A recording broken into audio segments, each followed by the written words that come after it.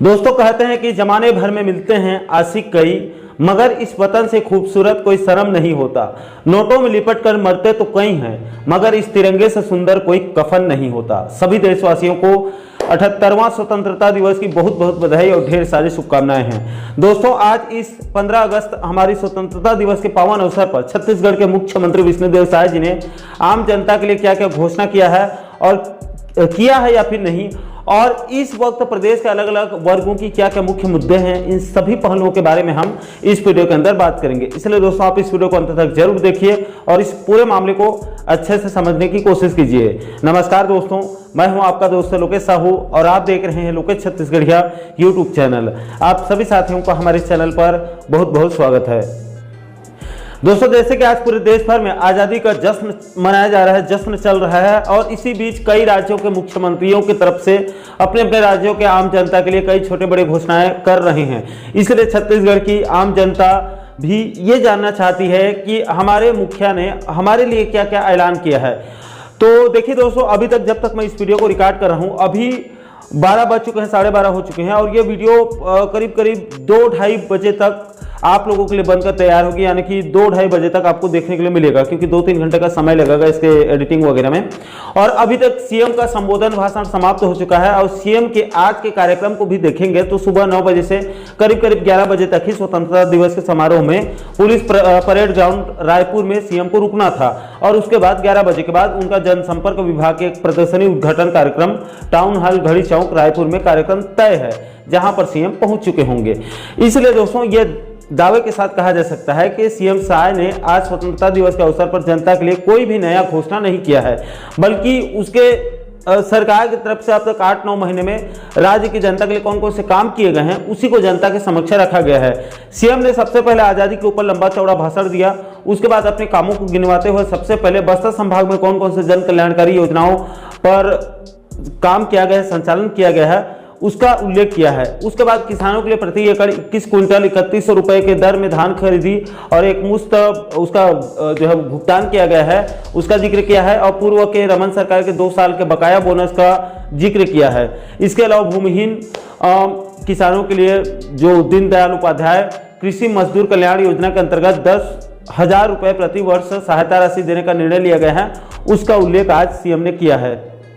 इसके बाद प्रदेश के विकास में मातृत्व शक्ति का जिक्र करते हुए राज्य के 70 लाख माता बहनों को जो महत्तारी वंदना योजना के तहत प्रति महीने 1,000 रुपए की राशि दिया जा रहा है, उसका बखान किया गया है। इसके बाद प्रदेश के 68 लाख परिवारों को अगले 5 साल तक निःशुल्क खाद्यान्न वितरण करने का पूर्व में ऐलान किया गया था, उसका भी आज सीएम ने उल्लेख किया है। इसके बाद राज्य के 18 लाख जरूरतमंद परिवारों को पीएम आवास योजना देने का निर्णय लिया गया है, और बाद में एक कैबिनेट बैठक में फिर बीते दिनों एक निर्णय यह भी लिया गया है कि सामाजिक आर्थिक सर्वेक्षण में चिन्हांकित 47,090 आवासीन परिवारों को मुख्यमंत्री आवास योजना के तहत लाभ देने का निर्णय लिया गया है, उसका भी जिक्र आज के भाषण में किया गया है।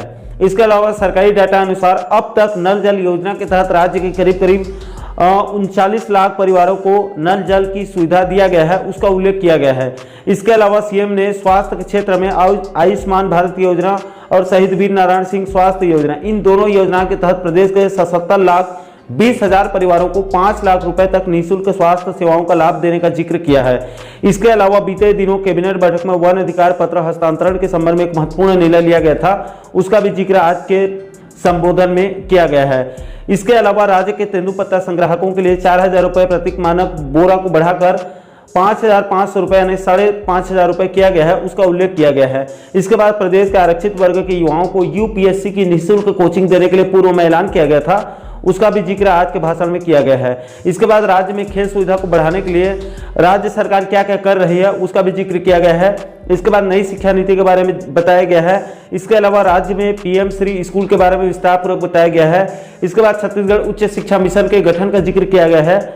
इसके अलावा राज्य में मेडिकल शिक्षा के विस्तार के बारे में विस्तारपूर्वक जिक्र किया गया है, बताया गया है। इसके अलावा छत्तीसगढ़ आर्थिक सलाहकार परिषद के गठन का उल्लेख किया गया है। इसके अलावा राज्य के तीव्र आर्थिक विकास के लिए रणनीति तैयार करने की बात कही गई है। इसके बाद राज्य में सुशासन और अभिसरण विभाग के गठन का जिक्र किया गया है, यह नया विभाग होगा। इसके अलावा राज्य में पारदर्शिता लाने के लिए ई ट्रांजिट पास और जेम पोर्टल व्यवस्था का जिक्र किया गया है और इसको भी बीते दिनों कैबिनेट बैठक में निर्णय लिया जा चुका है। इसके बाद राज्य के तहसीलदारों के अधिकारियों के विस्तार का जिक्र किया गया है। इसके बाद अमृतकाल विजन 2047 का जिक्र किया गया है, जिसके तहत 2047 तक भारत को विकसित भारत बनाने की बात कही जा रही है। इसके बाद छत्तीसगढ़ के संस्कृति संवर्धन का जिक्र किया गया है। इसके अलावा एक पेड़ मां के नाम अभियान का जिक्र किया गया है। इसके बाद भगवान श्री राम के वनवास काल के साक्षी रहा हमारे छत्तीसगढ़ में कौन कौन से दर्शनीय स्थल में सरकार काम कर रही है उसका जिक्र किया गया है। इसके बाद अयोध्या धाम में बने श्री रामलला दर्शन योजना जो छत्तीसगढ़ में चलाया जा रहा है, जिसके तहत बीते दिनों पूरा कैबिनेट दर्शन करके आया है अयोध्या से, उस रामलला दर्शन योजना का जिक्र भी आज सीएम ने अपने संबोधन भाषण में किया है। तो दोस्तों आज सीएम साय ने स्वतंत्रता दिवस के खास अवसर पर अपने संबोधन भाषण में इन्हीं सभी मुद्दों का जिक्र किया है।